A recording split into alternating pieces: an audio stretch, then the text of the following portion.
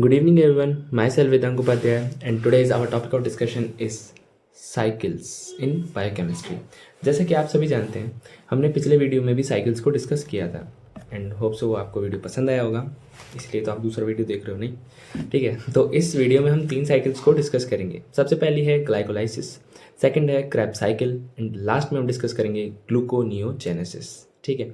ये तीनों साइकिल्स क्या होती हैं, कैसे चलती हैं, कैसे ऑपरेट होती हैं, कौन कौन से एंजाइम यूज़ होते हैं, कहाँ पे होती है, साइटोप्लाज्म या माइटोकॉन्ड्रिया, इन सब के बारे में हम इस वीडियो में डिस्कस करेंगे। अब ये वीडियो में पहले हम आपको बताएंगे कि जो एक साइकिल है, ठीक है, उसको याद कैसे करें, है ना, किस सीक्वेंस में याद करें, और दूसरे मतलब जो इसी वीडियो के एंड वाले पार्ट में हम आपको बताएंगे किस तरह से इसके नोट्स आपको लिखने हैं। यदि क्वेश्चन आ जाए एग्जाम में तो आप किस तरह से उसको लिखोगे, ठीक है। तो चलिए शुरू करते हैं। तो सबसे पहले हम बात करेंगे ग्लाइकोलाइसिस के बारे में कि ग्लाइकोलाइसिस क्या होती है, ठीक है। तो उससे पहले मैं छोटा हो जाता हूँ, यस, ओके। अब ग्लाइकोलाइसिस क्या है भाई, देखो नाम से पता लग रहा है लाइसिस, लाइसिस यानी ब्रेकडाउन। ब्रेकडाउन किसका होगा? ग्लाइकोजन का। ग्लाइकोजन में क्या होता है भाई? ग्लाइकोजन में होता है ग्लूकोज। जैसे कि हमने पिछले वीडियो में देखा था कि जो ग्लूकोज है उसकी स्टोर्ड फॉर्म क्या है? ग्लाइकोजन है, ठीक है। तो यहाँ तो ग्लाइकोजन का ब्रेकडाउन हो या ग्लूकोज का ब्रेकडाउन हो, उसी साइकिल को हम क्या बोलते हैं? ग्लाइकोलाइसिस बोलते हैं, ठीक है। मतलब ग्लूकोज टूटेगा तो किस में टूटेगा? हमने बोला था हमारी बॉडी जब हम खाना खाते हैं तो हमारी बॉडी क्या करती है? उसको ग्लूकोज में कन्वर्ट कर देती है, ठीक है, और उसका यूटिलाइजेशन करती है जिससे कि हमें एनर्जी मिले। तो ग्लूकोज का एक तरीके से ब्रेकडाउन या यूटिलाइजेशन किस लिए हो रहा है? एनर्जी के लिए, ठीक है। तो यहाँ पे जो ग्लाइकोलाइसिस ऑपरेट होगी वो किसके लिए होगी? एनर्जी के लिए, ठीक है। अब देखते हैं कहाँ कहाँ कैसे कैसे एनर्जी बनती है, ठीक है। अब हमारे पास इनिशियल जो मॉलिक्यूल है वो है ग्लूकोज। तो जो ग्लूकोज है, ग्लूकोज से बना ग्लूकोज 6 फास्फेट, ठीक है। ग्लूकोज 6 फास्फेट बना, यानी हमने क्या किया? फास्फेट ग्रुप ऐड किया। तो इस प्रोसेस को हम क्या बोलेंगे? फास्फोराइलेशन, ठीक है। फास्फोराइलेशन के लिए हमें क्या जरूरत पड़ती है? एटीपी की जरूरत पड़ती है। ये देखिए एटीपी की जरूरत पड़ी, यानी एटीपी यहाँ पे यूटिलाइज हुई, ठीक है। कौन से एंजाइम की मदद से हुआ? हेक्सोकाइनेज और ग्लूकोकाइनेज की मदद से, ठीक है। अब ग्लूकोज 6 फास्फेट से हमने क्या बना लिया? Fructose 6 phosphate. इसके लिए हमें कौन सा एंजाइम लगा? फास्फोग्लूको आइसोमरेज, क्योंकि ग्लूकोज और जो फ्रक्टोज है ये आइसोमर है, ठीक है, और इनमें फास्फेट ग्रुप भी है, इसीलिए इस जो एंजाइम है इसका नाम था फास्फोग्लूको आइसोमरेज। अब जो फ्रक्टोज 6 फास्फेट है ये कन्वर्ट हुआ फ्रक्टोज 1,6 बिस फास्फेट, ठीक है, यानी कि 2 फास्फेट ग्रुप ऐड हो गए। यानी अभी पहले जब हमने एक फास्फेट ग्रुप ऐड किया था तभी भी एटीपी का यूटिलाइजेशन किया था। यहाँ पे जब दूसरा फास्फेट ग्रुप ऐड करेंगे तभी भी हम क्या करेंगे? एटीपी का यूटिलाइजेशन करेंगे, और इस जगह जो एंजाइम होगा उसका नाम क्या होगा? फास्फोफ्रक्टोकाइनेज, ठीक है। अभी तक जितने भी हमने मॉलिक्यूल देखे, ग्लूकोज है, ग्लूकोज 6 फास्फेट है, फ्रक्टोज 6 फास्फेट है, फ्रक्टोज 1,6 डाइफास्फेट है, ये सभी 6 कार्बन के कंपाउंड है, ठीक है। लेकिन अब आता है हमारे पास तोड़ू एंजाइम, यानी कि ये तोड़ देता है एल्डोलेज। एल्डोलेज क्या करता है? जो ये 6 कार्बन का कंपाउंड है इसको 3 कार्बन के कंपाउंड में कन्वर्ट कर देता है। जैसे कि ये देखिए, ये है पहला ग्लिसरैल्डिएट, ये 3 कार्बन ग्लिसरैल्डिएट 3 फास्फेट, ये 3 कार्बन का कंपाउंड है, और डीएपी डाइहाइड्रोक्सी एसीटोन फास्फेट ये भी 3 कार्बन का कंपाउंड है, ठीक है। तो एल्डोलेज ने क्या किया? 6 कार्बन के कंपाउंड को 3 कार्बन का कंपाउंड और दूसरा 3 कार्बन का कंपाउंड में कन्वर्ट कर दिया। और जो ये है ग्लिसरैल्डिएट 3 फास्फेट और डीएपी या फिर डाइहाइड्रोक्सी एसीटोन फास्फेट, ये दोनों क्या है? एक दूसरे के आइसोमर है, और इन दोनों को एक दूसरे में कन्वर्ट करने के लिए कौन सा एंजाइम यूज होगा? फास्फोट्रायोज आइसोमरेज, ठीक है। आइसोमर है इसलिए आइसोमरेज होगा। अब यहां तक की जो साइकिल थी ये तो एक बार ऑपरेट हो रही थी एक ग्लूकोज के मॉलिक्यूल के लिए, लेकिन इसके बाद की जो साइकिल है जो ग्लिसरैल्डिएट के लिए ऑपरेट होगी, यहाँ पे सेम टू सेम डीएपी के लिए भी ऑपरेट होगी। यहाँ पे जो एटीपी यूटिलाइजेशन स्टेप होगा यहाँ पे भी वो स्टेप में एटीपी का यूटिलाइजेशन होगा।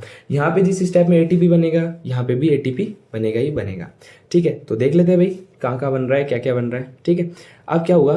जो ग्लिसरैल्डिएट 3 फास्फेट है, ये रहा हमारे पास ग्लिसरैल्डिएट 3 फास्फेट, इसको किस में कन्वर्ट कर दिया गया? 1,3 बिस फास्फोग्लिसरेट में। अब किसने किया?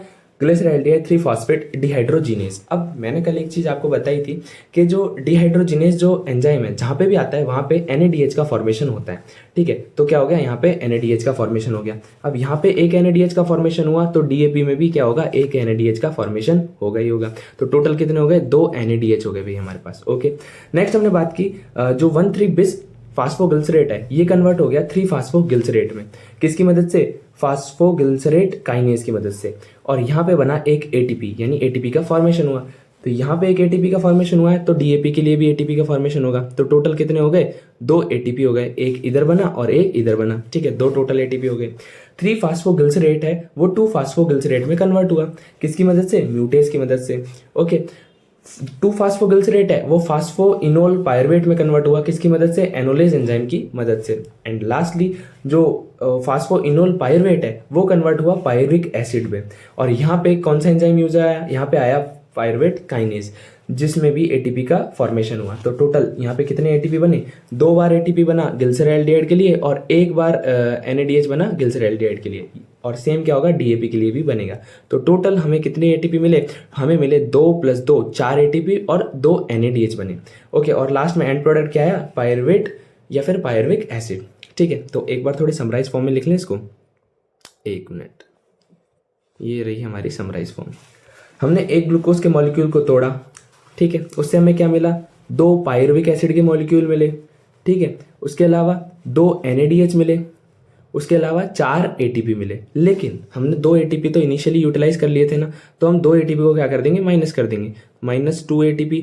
तो हमारे पास नेट क्या बचा, 2 पायरुविक एसिड के मॉलिक्यूल, ठीक है, 2 NADH के मॉलिक्यूल और 2 ATP, ये हमारा बचा एंड प्रोडक्ट। ठीक है, 2 पायरुविक एसिड के मॉलिक्यूल जो कि हमारे एंड प्रोडक्ट बना, एक तो ग्लिसरॉल्डिहाइड के लिए और एक DAP के लिए, 2 NADH, ठीक है, और 2 ATP नेट। ओके, तो ये हमारे पास एंड प्रोडक्ट आया, इसको हम रख लेते हैं थोड़ा साइड में। ओके, अब बात आती है कि भाई इसके आगे क्या होगा। तो ये तो हमारे हो गई ग्लाइकोलाइसिस, ठीक है। मैं एक एक ऐसे नहीं बता रहा कि ये ग्लाइकोलाइसिस यहाँ खत्म तो इसके आगे वाली साइकिल हम अब स्टार्ट करेंगे, नहीं, पहले एक सीक्वेंस से बता देता हूँ कि जो ग्लूकोज का मॉलिक्यूल जब जाता है तो कैसे हमें एटीपी प्रोवाइड करवाता है। ठीक है, यहाँ पे 3 साइकिल्स का एक साथ इन्वॉल्वमेंट है, ग्लाइकोलाइसिस, लिंक रिएक्शन और क्रैब साइकिल। ठीक है, अब जो पायरुविक एसिड का मॉलिक्यूल है वो क्या है हमारे पास, ये रहा, ये कितने कार्बन का है, 3 कार्बन का है। अब जब एक आपको बात बताता हूँ, ग्लाइकोलाइसिस और क्रैब साइकिल, इन दोनों को है ना लिंक करने के लिए एक रिएक्शन होती है जिसका नाम ही होता है लिंक रिएक्शन। क्यों होती है भाई ये लिंक रिएक्शन, क्यों ऑपरेट होती है, तो अभी जब आप आगे देखेंगे तो जो क्रैब साइकिल है, क्रैब साइकिल का जो फर्स्ट सबस्ट्रेट है या फिर बोल सकते हैं जो फर्स्ट मॉलिक्यूल जो क्रैब साइकिल में रिएक्शन करता है वो है 4 कार्बन का ऑक्जेलो एसिटिक एसिड। ठीक है, और फर्स्ट प्रोडक्ट है वो है 6 कार्बन का जिसका नाम है सिट्रिक एसिड, इसलिए हम इसे सिट्रिक एसिड साइकिल भी बोलते हैं। ठीक है, अब हमें 4 कार्बन के मॉलिक्यूल से 6 कार्बन का मॉलिक्यूल बनाना है, तो हमें कितने कार्बन के मॉलिक्यूल ऐड करने पड़ेंगे, 2 कार्बन के मॉलिक्यूल। ठीक है, और ग्लाइकोलाइसिस से हमें कितने कार्बन का एंड प्रोडक्ट मिला है, 3 कार्बन का, तो हमें ये 3 कार्बन के जो एंड प्रोडक्ट या फिर जो मॉलिक्यूल मिला है इसको 2 कार्बन के कंपाउंड में कन्वर्ट करना पड़ेगा ही पड़ेगा, तभी तो हम क्रैब साइकिल को इनिशिएट कर पाएंगे। इसीलिए हम क्या करते हैं, लिंक रिएक्शन करते हैं। अब कैसे करते हैं भाई, जो पायरुवेट है या फिर जो पायरुविक एसिड है वो कन्वर्ट हो जाएगा एसिटाइल कोएंजाइम ए में, किसकी मदद से, पायरुवेट डिहाइड्रोजिनेज। और मैंने आपको पहले ही बताया था जहां आया डिहाइड्रोजिनेज वहां बना NADH, ये बन गया NADH। और क्या हुआ, ये जो 3 कार्बन का कंपाउंड था उसमें से एक CO2 हट गया, और एक CO2 हट गया यानी एक कार्बन हटा तो एसिटाइल कोएंजाइम ए बना जो कि 2 कार्बन का कंपाउंड था, और इसी को हमने बोला लिंक रिएक्शन। अब ये जो लिंक रिएक्शन है ये एक पायरुविक एसिड के मॉलिक्यूल के लिए हो रही है। ठीक है, और हमारे पास है कितने, 2 पायरुविक एसिड के मॉलिक्यूल है, एक तो बना ग्लिसरॉल्डिहाइड से और एक बना DAP से। ठीक है, तो यानी कि एक ग्लूकोज के मॉलिक्यूल के लिए ग्लाइकोलाइसिस हो रही है 1 बार, लिंक रिएक्शन होगी 2 बार। क्यों, क्योंकि हमारे पास पायरुविक एसिड के कितने मॉलिक्यूल बने, 2 मॉलिक्यूल, और लिंक रिएक्शन के लिए इनिशियल सबस्ट्रेट है वो क्या है, पायरुविक एसिड है। ठीक है, अब यहाँ पे कितने बने भाई, यहाँ पे टोटल 2 NADH बने। कैसे बने 2 NADH, एक NADH एक पायरुविक एसिड के मॉलिक्यूल के लिए और दूसरे पायरुविक एसिड के मॉलिक्यूल के लिए दूसरा NADH। ओके, तो हमारा एंड प्रोडक्ट क्या आया, एक ग्लूकोज के मॉलिक्यूल से हमें कितना मिला, एक ग्लूकोज के मॉलिक्यूल से हमें ग्लाइकोलाइसिस में मिले 2 NADH, 2 नेट ATP और 2 पायरुविक एसिड के मॉलिक्यूल।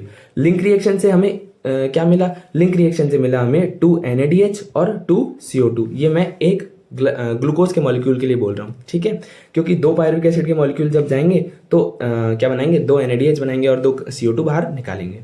ठीक है, यहाँ पे CO2 लिख देता हूँ और दिक्कत हो जाएगी नहीं तो। अब हमारे पास प्रोडक्ट जो एक तरीके से बोल सकते हैं मॉलिक्यूल क्या है, एसिटाइल कोएंजाइम ए। अब ये जो एसिटाइल कोएंजाइम ए है जो कि 2 कार्बन का कंपाउंड है ये जाएगा क्रैब साइकिल के अंदर। ओके, आइए देखते हैं जाके क्या करता है भाई। ये रहा हमारे पास एसिटाइल कोएंजाइम ए, ये रहा 2 कार्बन का कंपाउंड। अब हमारे पास पहले से अवेलेबल है ऑक्जेलो एसिटिक एसिड। ऑक्जेलो एसिटिक एसिड है वो क्या करेगा, वो एसिटाइल कोएंजाइम ए के साथ मिलेगा और किसका फॉर्मेशन कर लेगा, ये फॉर्मेशन कर लेगा हमारा सिट्रिक एसिड का, जो कि फर्स्ट प्रोडक्ट है किसका, क्रैब्स साइकिल का। इसीलिए हम क्रैब्स साइकिल को सिट्रिक एसिड साइकिल भी बोलते हैं। और ये कितने कार्बन का है, 6 कार्बन का कंपाउंड है। ओके, अब नेक्स्ट बात आती है, जो सिट्रिक एसिड है वो किस में कन्वर्ट होगा, वो आइसोसिट्रिक एसिड में कन्वर्ट होगा। किसकी मदद से, एकोनाइटिस एंजाइम की मदद से। सिट्रिक एसिड भी 6 कार्बन का था, आइसोसिट्रिक एसिड भी 6 कार्बन का है। यहाँ पे क्या होगा, एक सेकेंड, यहाँ पे क्या होगा, यहाँ पे जो आइसोसिट्रिक एसिड है ये कन्वर्ट होगा अल्फा कीटोग्लूट्रिक एसिड में, किसकी प्रेजेंस में, आइसोसिट्रेट डिहाइड्रोजिनेज। वापिस आया डिहाइड्रोजिनेज, यानी कि NADH बनेगा फिर वापस बन जाएगा और एक CO2 बाहर निकल जाएगी। अब 6 कार्बन के कंपाउंड में से एक CO2 बाहर निकली तो मतलब हमारे पास नेक्स्ट मॉलिक्यूल बना वो कितने कार्बन का बनेगा, वो बनेगा 5 कार्बन का। इसीलिए अल्फा कीटोग्लूट्रिक एसिड 5 कार्बन का मॉलिक्यूल है। ओके, अब अल्फा कीटोग्लूट्रिक एसिड सक्सेनाइल कोएंजाइम ए में कन्वर्ट हो गया, किसकी मदद से, अल्फा कीटोग्लूट्रेट डिहाइड्रोजिनेज। वापस डिहाइड्रोजिनेज आया यहाँ पे, इसका मतलब है NADH वापस बनेगा और एक CO2 वापस बाहर निकाल दी जाएगी, जिसकी वजह से जो अगला प्रोडक्ट है वो बनेगा 4 कार्बन का। ठीक है, सक्सेनाइल कोएंजाइम ए है वो सक्सेनिक एसिड में कन्वर्ट हो जाएगा, ये भी 4 कार्बन का है और ये भी 4 कार्बन का है। यहाँ पे किसकी मदद से होगा, सक्सेनाइल कोएंजाइम ए सिंथेटेज एंजाइम की मदद से, और इसमें क्या बनेगा, एक GTP बनेगा। ATP और GTP बराबर होते हैं। ठीक है, अब सक्सेनाइल कोएंजाइम ए है वो किस में कन्वर्ट हो जाएगा, फ्यूमरिक एसिड में, सॉरी सक्सेनिक एसिड या जिसे हम सक्सिनेट भी बोलते हैं, वो किस में कन्वर्ट हो जाएगा, फ्यूमरिक एसिड या फ्यूमरेट में। ओके, फ्यूमरेट भी लिखा जा सकता है यहाँ पे। और यहाँ पे क्या होगा, सक्सिनेट डिहाइड्रोजिनेज का जो सक्सिनेट डिहाइड्रोजिनेज है उस एंजाइम का यूज होगा, और जहाँ पे डिहाइड्रोजिनेज आया वहाँ क्या बना, NADH, बट यहाँ NADH नहीं बनता, यहाँ बनता है FADH2। ठीक है, जो फ्यूमरिक एसिड है या फ्यूमरेट है वो किस में कन्वर्ट होगा, मैलिक एसिड या मैलेट के अंदर, किसकी मदद से, फ्यूमरेज एंजाइम की मदद से। और जो मैलिक एसिड है या मैलेट है वो कन्वर्ट होगा ऑक्जेलो एसिटिक एसिड, यानी जो हमारा इनिशियल सबस्ट्रेट था उसमें, किसकी मदद से, मैलेट डिहाइड्रोजिनेज, और वापस आया डिहाइड्रोजिनेज, इसका मतलब NADH एक और बाहर निकला। तो हमने देखा कि हमारे पास जो क्रैब्स साइकिल है, क्रैब्स साइकिल से हमें कितने क्या क्या मिला भाई, क्रैब्स साइकिल से हमें मिला NADH कितने मिले, 1 2 और 3, यानी कि टोटल 3 NADH मिले। ATP कितने मिले, ATP या GTP, एक GTP मिला भाई, और एक क्या मिला, FADH2 मिला। ये हमें किसके लिए मिला, एक क्रैब साइकिल से हमें ये मिला। और एक क्रैब साइकिल कब ऑपरेट हो रही है, जब एक एसिटाइल कोएंजाइम ए का मॉलिक्यूल जा रहा है। लेकिन हमें क्या है, हमें तो एक ग्लूकोज के मॉलिक्यूल के लिए चलानी है, और एक ग्लूकोज के मॉलिक्यूल से कितने एसिटाइल कोएंजाइम ए बन रहे थे, 2 मॉलिक्यूल बन रहे थे, 2 पायरुविक एसिड के मॉलिक्यूल बन रहे थे, और जो पायरुविक एसिड है वो लिंक रिएक्शन के थ्रू एसिटाइल कोएंजाइम ए में कन्वर्ट हो रहे थे ना, तो 2 ही तो बनेंगे। इसलिए हम क्या करेंगे, इसको into 2 कर देंगे। ठीक है, क्योंकि 2 बार ऑपरेट होगी एक ग्लूकोज के मॉलिक्यूल के लिए। ठीक है, तो कितने हो गए, 6 NADH हो गए, 2 GTP हो गए और 2 FADH2 हो गए। ठीक है, अब क्या होता है भाई, अब इसको हम ATP में कैसे कन्वर्ट करेंगे, वो होता है आगे जाके ऑक्सीडेटिव फास्फोराइलेशन से होता है। ठीक है, अब जब हमारे बॉडी में ऑक्सीडेटिव फास्फोराइलेशन होता है तो उसमें क्या होता है, एक NADH के मॉलिक्यूल से 3 ATP बनते हैं। ठीक है, एक FADH2 के मॉलिक्यूल से 2 ATP बनते हैं, और एक GTP के मॉलिक्यूल से 1 ATP बनता है। ठीक है, और हमारे पास है कितने भाई, यदि केवल और केवल क्रैब साइकिल के लिए भी हम इसको काउंट करें। ठीक है, तो एक बार देख लेते हैं कितने कितने कैसे कैसे बनते हैं। यदि हम क्रैब साइकिल के लिए जाएं, क्रैब साइकिल क्यों, सबसे पहले ग्लाइकोलाइसिस के लिए जाते हैं ना, शुरुआत से स्टार्ट करते हैं। तो एक ग्लूकोज का हमारे पास मॉलिक्यूल था, जिसने हमें क्या दिया, जिसने हमें दिया ग्लाइकोलाइसिस से 2 NADH दिए, 2 ATP दिए और 2 पायरुविक एसिड के मॉलिक्यूल दे दिए। ठीक है, अब बात आती है भाई 2 NADH दे दिए, यानी कि 4 ATP बन गए, यानी 6 ATP बन गए। ठीक है, क्योंकि एक NADH के मॉलिक्यूल से कितनी ATP बन रही थी, 3, तो 2 से कितनी बनेंगी, 6 ATP बन गए, और 2 ATP पहले से थे तो ये रहे 2, यानी कि नेट 8 ATP मिले हमें ग्लाइकोलाइसिस से। किससे मिले, ग्लाइकोलाइसिस से। ठीक है, अब जो पायरुविक एसिड का मॉलिक्यूल था वो किस में जाएगा, जो पायरुविक एसिड का मॉलिक्यूल था वो जाएगा किसके अंदर, लिंक रिएक्शन में, और इससे क्या बनाएगा, 2 एसिटाइल कोएंजाइम ए के मॉलिक्यूल बना लेगा। यहाँ पे क्या बनेगा, 2 NADH का फॉर्मेशन होगा। ठीक है, अब जो 2 NADH बनाए हैं इसने, उससे कितने ATP मिलेंगे, उससे भी 6 ATP मिल जाएंगे। ये बन गए किससे, लिंक रिएक्शन से। तो यहाँ पे आ गया 6 ATP, ये हो गए लिंक रिएक्शन वाले। ठीक है, अब हम बात करते हैं किसके बारे में, क्रैब साइकिल के बारे में। एक एसिटाइल कोएंजाइम का मॉलिक्यूल जब जा रहा था तो 3 NADH, एक FADH2 और एक GTP बना रहा था। तो 2 जाएंगे तो क्या होगा, 6 NADH बनाएगा। ठीक है। उसके अलावा क्या होगा, 2 FADH2 बनाएगा और 2 ही क्या बनाएगा, GTP बनाएगा, ठीक है। और हमारे पास है कितने मॉलिक्यूल, जब हम देखते हैं तो जो 6 NADH के मॉलिक्यूल हैं, एक सेकेंड, जो 6 NADH के मॉलिक्यूल हैं उनसे बनेगी 18 ATP, ठीक है। 18 ATP, 6 3 18, एक NADH का मॉलिक्यूल है वो 3 ATP बना रहा है, तो 6 कितने बनाएंगे, 18। 2 FADH2 के मॉलिक्यूल, एक FADH2 का मॉलिक्यूल 2 ATP बना रहा था, 2 2 जा 4, ठीक है, ये रहा। और एक GTP का मॉलिक्यूल एक ATP के बराबर होता है, तो ये बन गए हमारे पास 2 ATP। तो कितने बने, 18 2 20 और 22, तो 22 ATP यहाँ बन गए। और ओवरऑल एक ग्लूकोज के मॉलिक्यूल के लिए सारी चीज हो रही है भाई, ग्लाइकोलाइसिस भी ऑपरेट हो रही है, लिंक रिएक्शन भी ऑपरेट हो रही है और क्रैब साइकिल भी ऑपरेट हो रही है। तो टोटल तीनों को मिलाएं तो कितना होगा, टोटल तीनों को मिलाने के बाद जो हमारा रिजल्ट आएगा वो आएगा 22 + 8 कितने हो गए, 30 और 6 36 ATP, 36 ATP। कुछ ना कुछ छूट रहा है क्या, कहीं ना कहीं कुछ छूट रहा है, आई थिंक सो। एक मिनट, 3 2 6, ओके, यहाँ पे 2 बन गए, ओके, नेट तो 2 ही बनना, अरे यार नेट 2 थोड़ी नेट 2 ही बनेंगे, हाँ 1 2 3 4, 2 ATP माइनस हो गए, ओके। यहाँ पे बन गए 2 NADH के मॉलिक्यूल थे, 6 बन गए यहाँ पे, और 6 3 18, ओके। तो FADH2 के मॉलिक्यूल है यहाँ पे 4 बनेगा, ओके, मैंने यहाँ गलती कर दी, ठीक है। देखो मेरे से गलती होगी, जो हमने 2 FADH2 के मॉलिक्यूल यहाँ पे बनाए थे, तो एक FADH2 के मॉलिक्यूल से कितने बन रहे थे, 2 ATP बन रहे थे। तो 2 FADH2 के मॉलिक्यूल से कितने ATP बनेंगे, 4 ATP बनेंगे, यहाँ पे आएगा 4, ठीक है। अब 4 आ गया तो क्या होगा, 18 + 4 कितने हो गए, 22, 22 + 2 24, तो यहाँ पे क्या हो जाएगा, ये 24 आएगा इस जगह पे।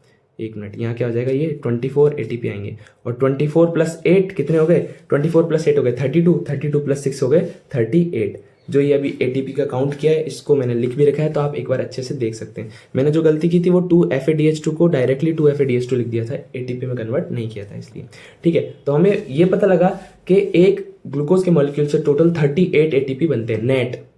जो 2 ATP यूटिलाइज कर रहे थे ना उनको तो पहले हटा दिया था ग्लाइकोलाइसिस में, ठीक है। कितने बन रहे हैं, 38 ATP बन रहे हैं एक ग्लूकोज के मॉलिक्यूल से। और आइए, यदि आपको ये जानना है कि कहाँ है, तो वो ये रहा, देखिए मैंने कहा था एक ग्लाइकोलाइसिस के मॉलिक्यूल के लिए एक ग्लूकोज के मॉलिक्यूल के लिए एक बार ग्लाइकोलाइसिस ऑपरेट होगी, 2 बार लिंक रिएक्शन होगी और 2 बार क्रैब साइकिल होगी। ग्लाइकोलाइसिस से हमें 6 ATP मिले NADH के थ्रू, 2 ATP मिले और 2 ATP, यानी टोटल 4 ATP मिले। अब इसमें से 2 माइनस भी कर सकते हैं, हम यहीं माइनस कर सकते हैं, ठीक है, जिससे कि हमें नेट मिल जाए। लिंक रिएक्शन से हमें एक NADH2 मिल रहा था, तो 6 ATP मिल गए, क्यों, क्योंकि इंटू 2 करना पड़ेगा, 2 NADH मिलेंगे यहाँ पे, सॉरी 2, ठीक है। क्रैब साइकिल से क्या होगा, क्रैब साइकिल से 3 NADH मिल रहे थे, एक FADH2 और एक GTP मिल रहा था, लेकिन 2 बार ऑपरेट होगी, तो टोटल कितने होंगे, 18 ATP, 4 ATP और 2 ATP, यानी टोटल 40 ATP ये हमारे पास हो गए। अब क्या करेंगे, 40 में से 2 ATP का हमने यूटिलाइजेशन किया था, कहाँ किया था, ग्लाइकोलाइसिस में किया था, तो नेट 38 ATP बन जाएंगे, ठीक है। So this is all about our cycles, ठीक है। अब हम देख लेते हैं कि किस तरह से हमें लिखना है, यानी क्रैब साइकिल में मैं आपको अभी बता देता हूँ थोड़ा सा। तो यदि क्रैब साइकिल का क्वेश्चन आता है तो हम उसमें ये भी लिख सकते हैं इंट्रोडक्शन में कि जो क्रैब साइकिल है it is also called as TCA, tri carboxylic acid cycle. क्यों बोलते हैं भाई, जब आप सिट्रिक एसिड का मॉलिक्यूल जब देखते हैं ना तो उसमें 3 कार्बोक्सिल ग्रुप जुड़े हुए होते हैं। कार्बोक्सिल ग्रुप क्या होते हैं, COOH ग्रुप, ठीक है, ये जुड़ा हुआ होता है, तो इसीलिए हम इसको ट्राई कार्बोक्सिलिक एसिड साइकिल भी बोलते हैं और सिट्रिक एसिड साइकिल भी बोलते हैं। क्यों, क्योंकि फर्स्ट प्रोडक्ट क्या होता है, सिट्रिक एसिड होता है। कहाँ होती है, तो माइटोकॉन्ड्रिया के मैट्रिक्स में होती है। टोटल 8 स्टेप होते हैं, ऑक्सीडेशन ऑफ एसिटाइल कोएंजाइम में इसका पर्पस होता है। और प्रोडक्ट क्या बन रहा है हमारे पास, प्रोडक्ट बन रहा है 2 CO2, 3 NADH, एक FADH2 और एक GTP बन रहा है। अब हमने जितने भी एंजाइम जो देखे थे, ये रहे थे, ये जितने भी एंजाइम है, ये सारे, ये रहा, ये रहा, ये रहा, ये रहा, ये रहा, ये रहा, ये रहा, ये सभी जो एंजाइम थे ये कहाँ प्रेजेंट थे, all enzyme are found in mitochondrial matrix. देखो माइटोकॉन्ड्रिया के 2 पार्ट होते हैं, इनर मेम्ब्रेन और मैट्रिक्स, ठीक है। अब जो जितने भी एंजाइम है सारे के सारे वो मैट्रिक्स में मिल रहे हैं, लेकिन जो सेक्शनल डिहाइड्रोजिनेज जो एंजाइम है वो मिलता है इनर मेम्ब्रेन ऑफ माइटोकॉन्ड्रिया में, ठीक है। जैसे अब बता देता हूँ, ये सिट्रेट सिंथेटेज है, एकोनाइटेज है, अल्फा कीटोग्लूटरिक डिहाइड्रोजिनेज है, ठीक है, फ्यूमरेट है, ये सब कहाँ मिलते हैं, मैट्रिक्स में मिलते हैं। लेकिन जो सक्सिनेट डिहाइड्रोजिनेज है ये एंजाइम मिलता है कहाँ पे, इनर मेम्ब्रेन पे। तो आपसे जो MCQ है उसमें ये पूछा जा सकता है कि which of the following enzyme found in inner membrane of mitochondria. Of Krebs cycle के कौन सा एंजाइम माइटोकॉन्ड्रिया के इनर मेम्ब्रेन पे मिलता है, तो उसका नाम है सक्सिनेट डिहाइड्रोजीनेज। दूसरा क्वेश्चन ये भी बनाया जा सकता है, the only and only 5 carbon compound form in Krebs cycle, वो है अल्फा कीटो ग्लूट्रिक एसिड। देखो 6 कार्बन के कंपाउंड ये 2 हो गए, ठीक है, ये सारे 4 कार्बन के कंपाउंड है, लेकिन 5 कार्बन का केवल एक ही कंपाउंड बना है जिसका नाम है अल्फा कीटो ग्लूट्रिक एसिड, ठीक है। ओके, तो ये आप याद रखिएगा। बाकी यदि आप और इसमें देखना चाहें तो ये एनर्जेटिक्स है, वही एनर्जी कैसे बनी, तो नेट टोटल 38 एटीपी बने थे, जो कि मैंने आपको पहले ही बता दिए थे, ठीक है। तो ये हो गया हमारा एक तरीके से एक ग्लूकोज के मॉलिक्यूल से हमने किस तरह से एटीपी बनाए, ठीक है। अब लिखना किस तरह से वो भी आपको बता देता हूँ। यस, ये रहा हमारे लिखने का एक तरीका। जैसे हमारे पास ग्लाइकोलाइसिस आई तो हम क्या करेंगे, ग्लाइकोलाइसिस में इंट्रोडक्शन में हम इसका लिख देंगे कि they are drive from Greek word that is glucose, इसका मतलब होता है स्वीट या शुगर, और लाइसिस मतलब होता है डिसोल्यूशन, ठीक है। ये यूनिवर्सल पाथवे है, often referred as Embden Meyerhof pathway, इसको ईएमपी पाथवे भी हम बोलते हैं, ठीक है। डेफिनेशन की बात की जाए तो it is defined as a sequence of reaction converting glucose और ग्लाइकोजन टू पायरुवेट और lactate with the product of ATP, ठीक है। मैंने आपको बता ही दिया था कि भाई इसमें क्या होता है, मतलब ये सीक्वेंशियल रिएक्शन है जिसमें ग्लूकोज को किस में कन्वर्ट कर दिया जाता है, पायरुविक एसिड में। ये तो होता है एरोबिक कंडीशन में, और एनारोबिक कंडीशन में लैक्टेट में भी कन्वर्ट या लैक्टिक एसिड में भी कन्वर्ट कर दिया जाता है, जो कि हमारी मसल्स में होता है, ठीक है। अब यदि केवल ग्लाइकोलाइसिस पूछा तो आप इसके साइलेंट फीचर भी लिख कर आएंगे, और वो क्या क्या है वो ये रहे, टोटल आपको बताई दिया है, ठीक है। जब ग्लाइकोलाइसिस यदि बड़े क्वेश्चन में आ जाए, मान लो 15 में आ जाए, या फिर आई थिंक शायद 15 का ही आपका सबसे बड़ा क्वेश्चन आता है, या 12 का क्वेश्चन आता है, उसमें आ जाए तो आपको ज़्यादा पेज लिख के आना है। तो आप रिएक्शन ऑफ ग्लाइकोलाइसिस करके ये पॉइंट लिख सकते हो। पहला है एनर्जी इन्वेस्टमेंट फेज, जैसे हमने 2 फेज थी जिसमें फास्फेट ग्रुप ऐड हुए थे, फर्स्ट स्टेप और थर्ड स्टेप, जिसमें हमने एटीपी का यूटिलाइजेशन किया था या उसको इन्वेस्ट किया था, ठीक है, वो फेज आ जाएगी। फिर है स्प्लिटिंग फेज जहाँ पे क्या होता है, एल्डोलिज ने जो फ्रक्टोज 1,6 डाइफॉस्फेट है उसको ग्लिसरॉल्डिहाइड 3 फास्फेट और डाइहाइड्रोक्सी एसीटोन फास्फेट में कन्वर्ट किया था, डीएचएपी में। फिर एनर्जी जनरेशन फेज जो बाकी बची हुई जिसमें NADH2 मिला, एटीपी मिले, है ना, 2 बार एटीपी मिले थे हमें, वो इसमें आ जाएगी, ठीक है। अब कहाँ ऑपरेट होती है, तो ये साइटोप्लाज्म में ऑपरेट होती है, ओके।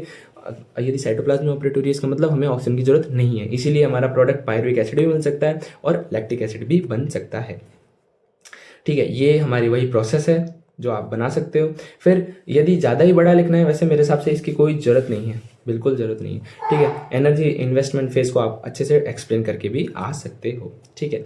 अब यदि आपको याद नहीं हो रहा है तो ये रही शॉर्ट ट्रिक जिसको आप याद कर सकते हो, बट मेरा कहना है आप शॉर्ट ट्रिक पे ना जाएं, डायरेक्टली उसको समझें और याद करें, ठीक है। जितनी बार आप रिवाइज करोगे ऑटोमेटिकली याद हो जाएगा। ये हो गई हमारी ग्लाइकोलाइसिस। और नेक्स्ट हम बात करेंगे क्रैब साइकिल। तो क्रैब साइकिल का भी है हमारे पास, एक सेकेंड, ये रही क्रैब साइकिल का नाम है TCA tricarboxylic acid cycle, Krebs cycle बोलते हैं और सिट्रिक एसिड साइकिल भी बोलते हैं, ठीक है। अब इसमें इसको TCA क्यों बोलते हैं, क्योंकि 3COOH ग्रुप प्रेजेंट होता है, मतलब कार्बोक्सिल ग्रुप प्रेजेंट होता है, आपको बता ही दिया था। क्रैब साइकिल सरनेम हैंसलाइट क्रैब। अब क्रैब साइकिल क्यों बोलते हैं, क्योंकि इसको हैंस क्रैब ने डिस्कवर किया था, ठीक है, इसीलिए हम इसको क्रैब साइकिल भी बोलते हैं। सिट्रिक एसिड साइकिल इसलिए बोलते हैं क्योंकि फर्स्ट जो कंपाउंड या जो फर्स्ट प्रोडक्ट बना है वो सिट्रिक एसिड होता है, ठीक है। कहाँ होती है, तो माइटोकॉन्ड्रिया में होती है। और एक चीज़ और, माइटोकॉन्ड्रिया से इंपॉर्टेंट चीज़ याद आई कि जो जो क्रैब साइकिल के जितने भी एंजाइम है वो कहाँ प्रेजेंट होते हैं, माइटोकॉन्ड्रिया की मैट्रिक्स में होते हैं। बट इनर मेम्ब्रेन में भी एक एंजाइम प्रेजेंट होता है जिसका नाम होता है सक्सिनाइल डिहाइड्रोजीनेज। अब किस तरह से, एक सेकेंड, किस तरह से ये साइकिल ऑपरेट होती है वो ये लिख रखी है, ठीक है। ये एनाबॉलिज्म नेचर की होती है, एनाबॉलिक नेचर यानी फॉर्मेशन, ठीक है, फॉर्मेशन होता है उसमें, ठीक है वो। और ये रहा इसका एनर्जेटिक्स, जैसे कि मैंने आपको बता दिया था, टोटल 10 ATP बन रहे हैं ग्लाइकोलाइसिस से, जिसमें 2 NADH बन रहे हैं और 4 ATP बन रहे हैं। 2 NADH से 6 ATP बन जाएगा और 4 ATP है, तो टोटल 10 ATP हो गए। पायरुविक एसिड से 6 ATP मिल रहे हैं क्योंकि 2 NADH2 बन रहे हैं, ठीक है। TCA से हमें 24 ATP मिल रहे हैं, क्यों मिल रहे हैं भाई, हमारे पास कितने हो गए, 6 NADH हो रहे हैं, जिससे हमें मिल जाएंगे 18 ATP। 2 FADH2 मिल रहे हैं जिससे हमें मिल जाएंगे 4 ATP, और टोटल 2 GTP मिल रहे हैं, यहाँ पे बन जाएगा कितना, 2 ATP बन जाएगा। तो 18 और 4 22 23 24 24, ठीक है। और 2 ATP का यूटिलाइजेशन हो रहा है, यानी कि माइनस कर देंगे 2 को, तो टोटल बने 40 ATP और उसमें से माइनस कर दिया 2 ATP को, तो कितने बन गए, 38 ATP बन गए, ठीक है। सो ये हुआ हमारे क्रैब साइकिल और ग्लाइकोलाइसिस के बारे में। नेक्स्ट हम बात करेंगे ग्लूकोनियोजेनेसिस के बारे में कि ग्लूकोनियोजेनेसिस क्या होती है भाई। ठीक है, ग्लूकोनियोजेनेसिस, अब देखो ग्लूकोनियोजेनेसिस नाम से पता लग रहा है, जेनेसिस मतलब फॉर्मेशन, नियो मतलब नए, और ग्लूको मतलब ग्लूकोज का। ग्लूकोज का फॉर्मेशन एक नॉन कार्बोहाइड्रेट सोर्स से या फिर एक नए सोर्स से।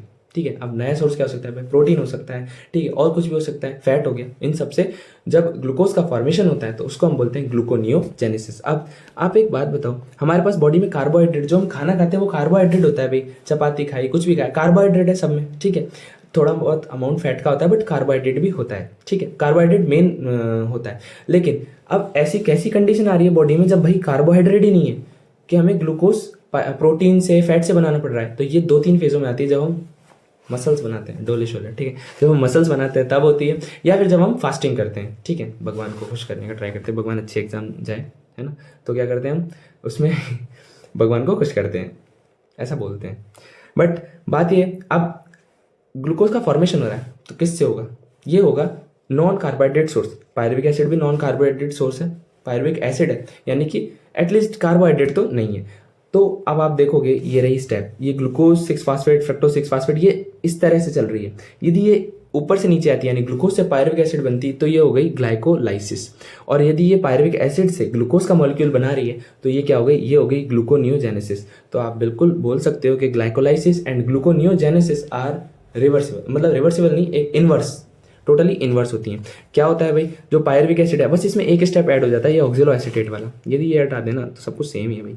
ठीक है, क्या होता है, जो पायरुविक एसिड है वो ऑक्जेलो एसिटिक एसिड में कन्वर्ट होता है, ऑक्जेलो एसीटेट में कन्वर्ट होता है, किससे, पायरुवेट कार्बोक्सिलेज से।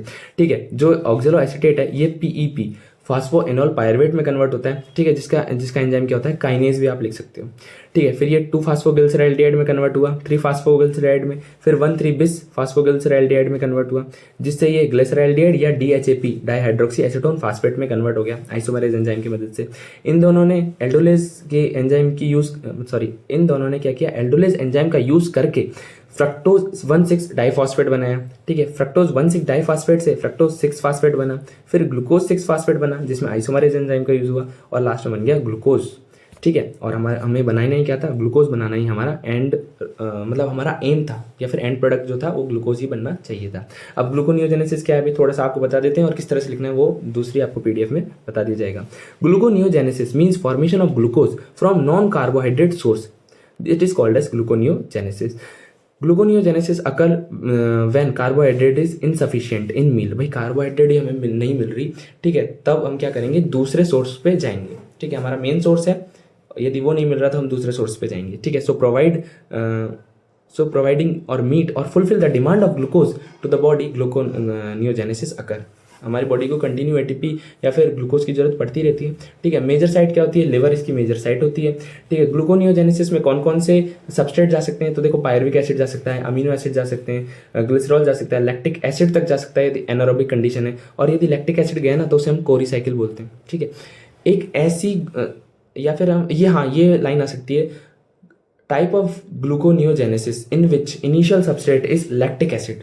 ठीक है, कौन सी ऐसी ग्लूकोनियोजेनेसिस होती है जिसमें लैक्टिक एसिड इनिशियल सबस्ट्रेट होता है, तो उसका नाम है कोरी साइकिल। या फिर उस टाइम पे कौन सी साइकिल ऑपरेट होती है, तो वो होती है कोरी साइकिल। ठीक है, प्रोपेनोएट हो सकता है, अमीनो एसिड हो सकता है, ग्लिसरॉल हो सकता है, कुछ भी हो सकता है। ठीक है, it is inverse of glycolysis in major step. केवल एक स्टेप है जिसको छोड़ के बाकी सब स्टेप सेम है, तो बिल्कुल ग्लाइकोलाइसिस का इनवर्स है।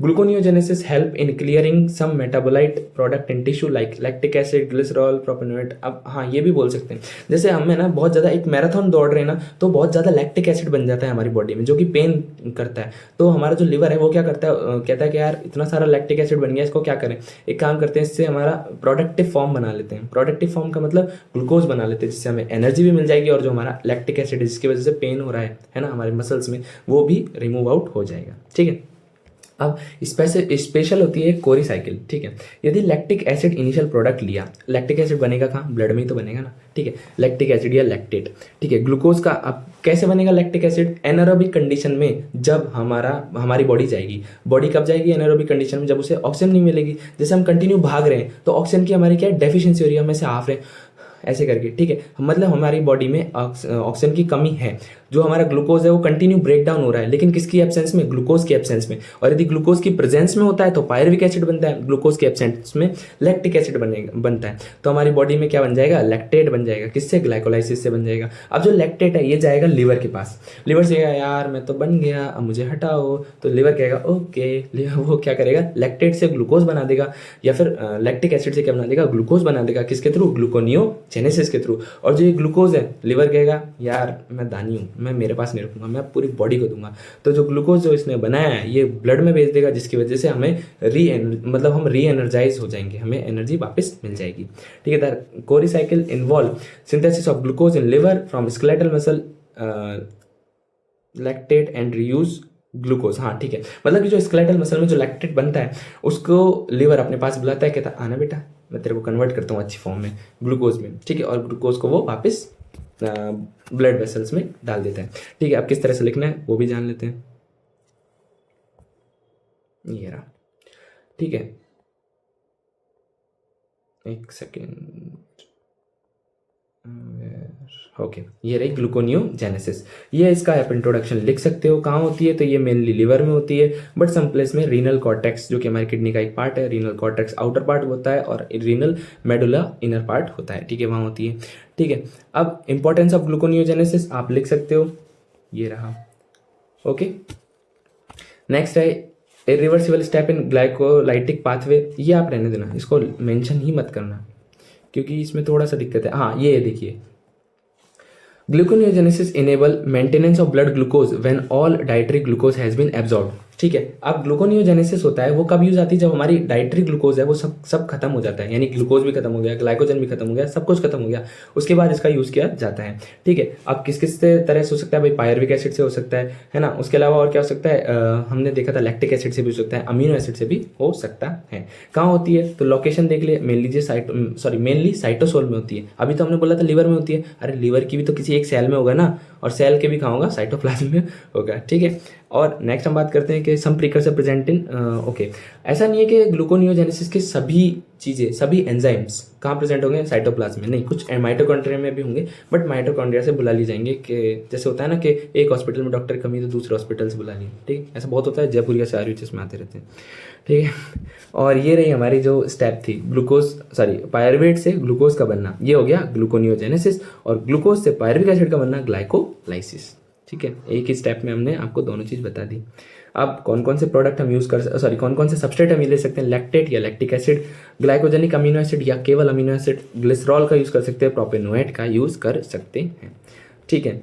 अब सबस्ट्रेट फॉर, अब ये बता ही दिया था मैंने कि लैक्टिक एसिड का यूज़ कर सकते हैं, इन सब का यूज़ कर सकते हैं। ठीक है। So this is all about our topic.